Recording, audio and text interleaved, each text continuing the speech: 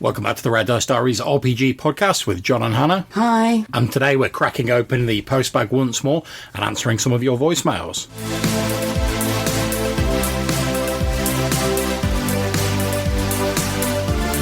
And our first message is from my old mate Rob Davis, aka theSwamper, and he's got a few things to say about our recent Froghemoth episode. So take it away, Rob. Just listen to your podcast on the Froghemoth.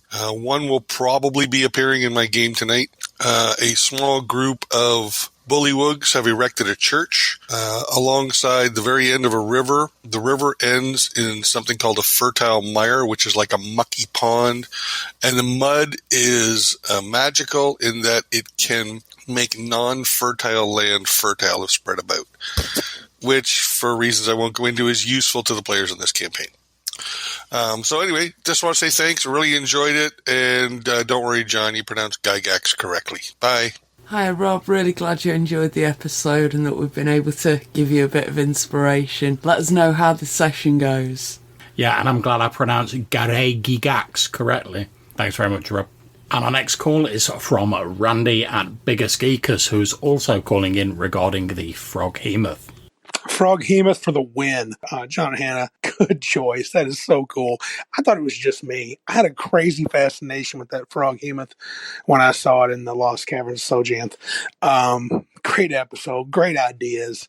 Definitely, I thought Hannah's idea for you to use it in that sort of pulp action Indiana Jones type game. I mean, that couldn't be beat. The Guardian of some ancient Mayan temple.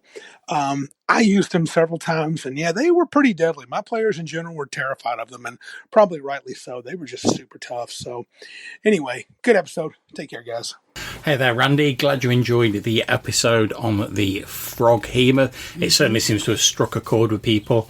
And as Hannah was saying in the episode, and as you've said, that monster is pretty much tailor-made for some sort of like pulp action, Lost World sort of temple vibe, you know, Indiana Jones. You can't really go wrong with a monster like that because it's similar to something we know, but it's also a bit weird as well and has that element of sort of like eldritch horror to it with the tentacles and whatnot. So, to be honest, I can understand your players being a little bit wary of it. But thanks very much for calling in, dude. And next up, we have Jason Connolly from the Nerds RPG Variety Cast podcast. Interesting to hear your thoughts. I appreciate your thoughts and your reasoning with Zine Quest. It just gets so expensive. You know, I'm trying to wean off Kickstarter myself. I just blow way too much money on there, and I've got so many games, so much product that never gets used. You know, I need to sell stuff, not buy stuff, to be honest. Be brutally honest. Otherwise, when I die in a few years here, my wife's going to have to try to sell all this junk.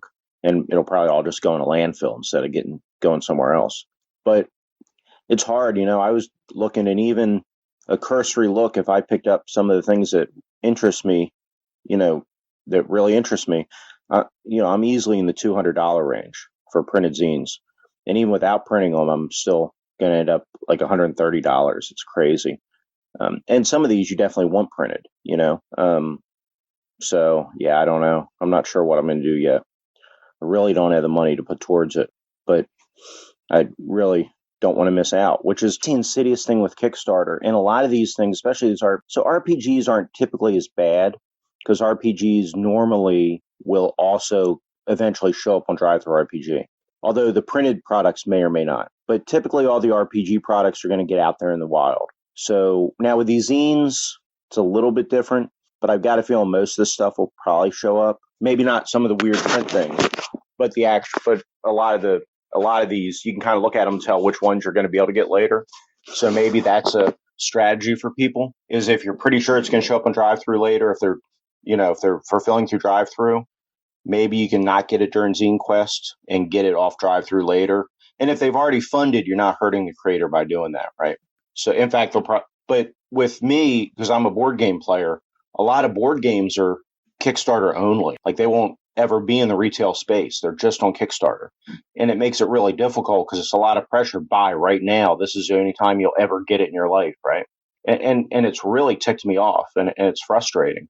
And it's pressure they're putting on people that I don't think is, well, I mean, they're not putting any pressure on people. We're putting it on ourselves because it's not like anybody's holding a gun to my head and making me buy a board game off Kickstarter, right? But that desire to keep up with the Joneses is so strong. I kind of think Kickstarter is a pretty insidious thing.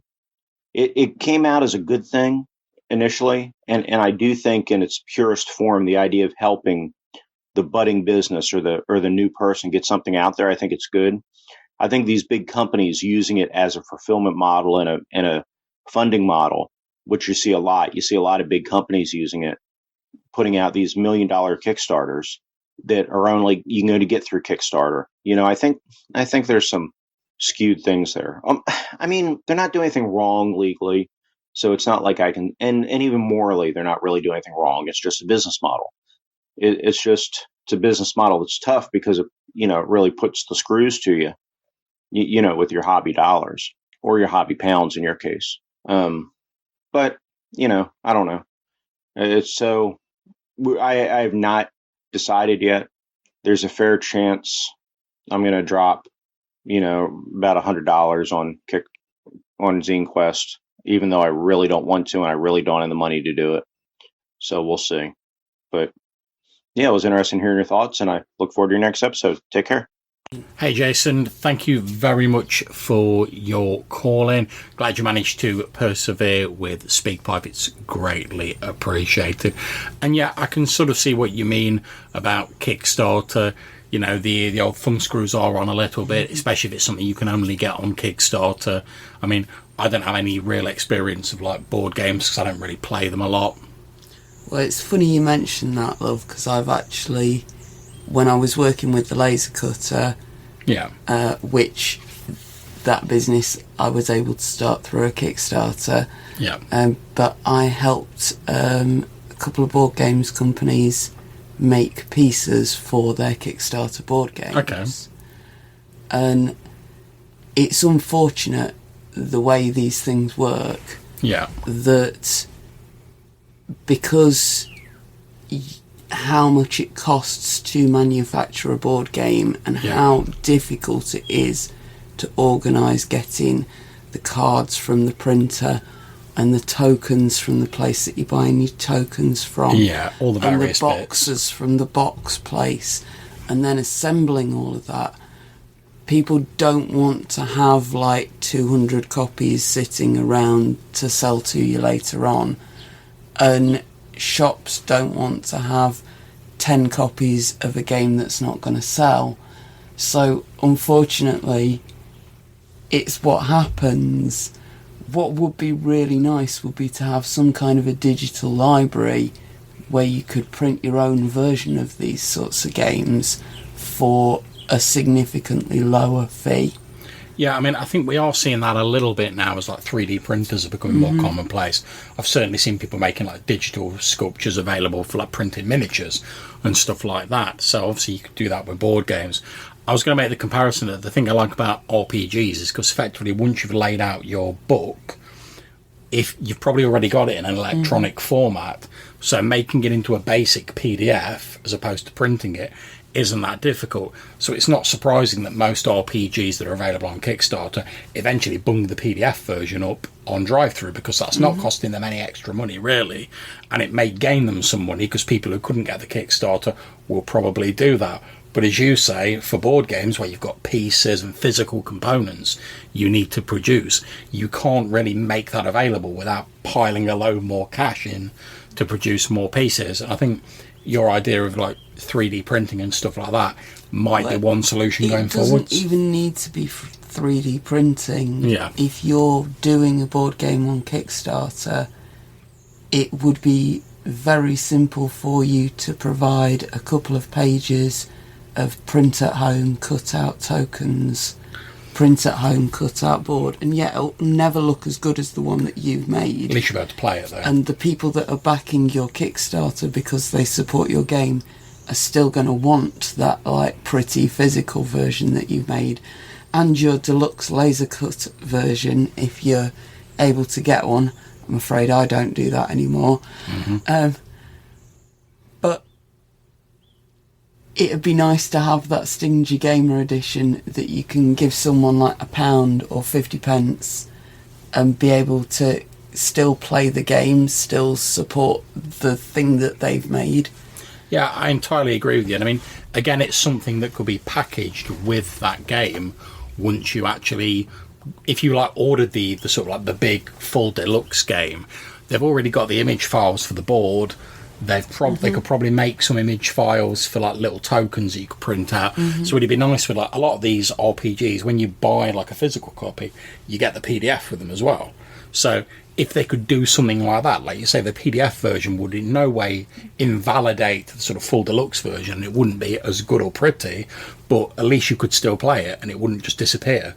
And of course it'd also be nice to have the 3D models for your deluxe pieces if they're 3D printed or laser cut. Yeah, and again, that's something you could all put together in like a batch and bundle with it, like on drive-thru or something. But yeah, I do see what you're saying, Jason. I can appreciate how it must be frustrating, you know, if you're a bit of a collector, particularly in board games. Because like you say, with a lot of these things, you've got to get hold of them sort of now when the Kickstarter's running, or you're done, basically. You're going to have to scour the sort of eBay and places like that looking for like a second-hand copy, which often have like vastly overinflated prices. And if it's a game where they bring out expansions for them, if you just happen to miss one of the Kickstarters and you're trying to get yourself a complete set, then it might cost you a lot or might be very difficult afterwards. And I mean, I'm glad I don't really have to do that myself, because like I say, I'm not a big board gamer.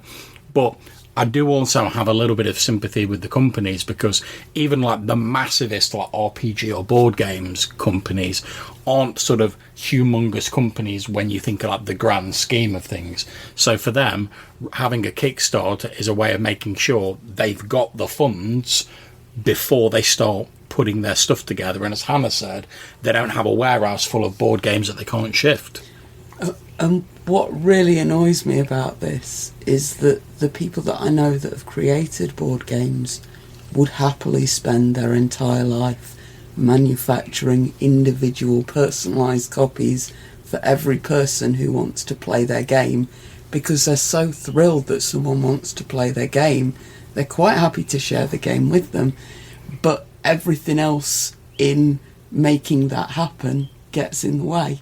Yeah, I mean, certainly the sort of like independent board game creators, for like one of a better term, that we've met at like UK Games Expo and places like that, when we've like played a few of these little test games, as you say, love, the one thing that always strikes us about them is they're always like really enthusiastic about whatever their game is, and they're just glad to be having people playing it, and they're like over the moon when people are enjoying it. And much the same with the stuff you've produced and the stuff I've helped you produce. Yeah. When people buy it on Drive-Thru RPG, we are thrilled when you pay more than a penny for it, but if you pay a penny for it, we're still thrilled because you bought it. Because you're hopefully enjoying it. You enjoyed using it, hopefully. Yeah. So I don't know if we've laid down any wisdom there for you, Jason. I don't really think I have a simple answer, unfortunately, because we have no solutions. Yeah, because I mean, we agree it's a bit crappy, isn't it? Yeah, because I mean, these companies at the end of the day, they've in order to continue producing products and paying their employees, they've got to make money. And when you're in like a niche sort of hobby like board gaming or RPGing, you've got to sort of proof yourself against losses and excess stock as best you can. And Kickstarter provides, I'm sure it's not the only one, but it provides an avenue of doing that and minimising the risk to the company as a whole. So you can't really blame them for taking it. And last but by no means least, it's my old mucker Pete Jones from our days on Purple Worm, and who also runs the excellent podcast, and it's now on YouTube as well, I believe, Dragons Are Real. So check that out if you haven't already. So what have you got to say to us, Pete? Loved your episode on Zine Quest. I tell you what, there's some great zines out there this year, isn't it? Oh, my wallet is heaving under the pressure. And as you said, it's you've got to watch out for that postage and packaging, because that can be a killer. And there's a few that I want on print, but I'm not paying $15, $20 to have it shipped. I'll have to print it myself. But it's great seeing what all the other anchorites and other podcasters are choosing for their zines. So thanks for that episode, and I'll speak to you again soon. Hey Pete, thanks very much for your message. As people will know if they listen to our episodes, our Zine Quest 3 episode, which released last Monday, was inspired by Pete's own episodes. I believe he's done 4 or 5 episodes now, just highlighting various RPG zines that are being released as part of Zine Quest 3 on Kickstarter. But yeah, as Pete said, especially with the postal system and things being as they are at the minute, that P&P can be an absolute killer. For some reason, it's suddenly a lot more expensive to get books from overseas. Indeed. And as a result, as I was saying in our episode on Monday, I've pretty much scaled down all but one of my zines, so they're only in PDF format, just because that's the only way I could afford more than a handful without it getting prohibitively expensive. And as Jason was saying in his earlier call, I ain't got a couple of hundred dollars or pounds or whatever your poison is to drop on zines. But I do still want to support people who are releasing stuff, mainly for OSR games in my case, because that's my wheelhouse. But I do still want to support those people who are doing things like that. And as we were saying about the board games, who are passionate about the stuff they're releasing. So even if I'm only chipping a few quid to each one for a PDF, at least I'm still sort of throwing my hat in the ring and showing my support.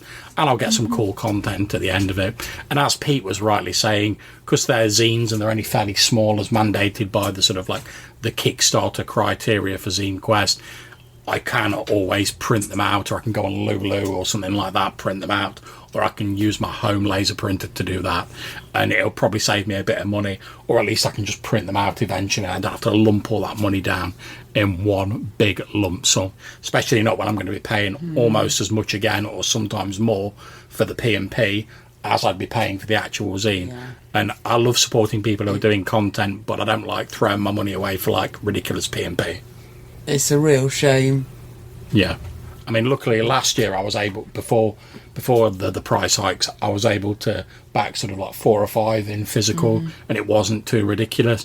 But this year I thought it's better to back a few more on PDF and spread the support around than it is for me to buy 2 or 3, still pay the same amount of money and only have 3 zines. The only one I've really kept on print is Tim Short's one. He did the Hunters in Death one last year with the sort of Needleman inspired thing in it, and he's doing a sort of tomb-based adventure this time, which I really like the sound of. So, and his P&P was pretty damn reasonable by comparison to a lot of people. He's in the UK. No, he's not. He's in the US. But his P&P was pretty reasonable, so I've kept that. And again, due to the quality of the stuff he puts out, I had no hesitation in keeping that as my one print copy. But I'm still looking forward to getting the PDFs of the others. And like I say, you can print them out if you want to. So that's it for this episode. Thank you very much to all our wonderful callers. That's Rob Davis, aka theSwamper, Randy from Biggest Geekers, Jason Connolly from Nerds RPG Variety Cast, and Pete Jones from Dragons Are Real. Thanks ever so much, guys. It's always great to hear from you. And if you would like to get in touch with us and maybe be featured in a future voicemail episode, maybe you want to suggest something for a future episode that you'd like to see, comment on an episode we've already done, tell us a funny story about your gaming group, or just have a general chat, there's a couple of ways you can do that. You can leave us a voicemail message on SpeakPipe. There'll be the link in the description of this show. Or you can send us an email to rddrpgpodcast@gmail.com. Until we speak to you again, take care, and whatever you're playing, stay safe and have fun. Bye.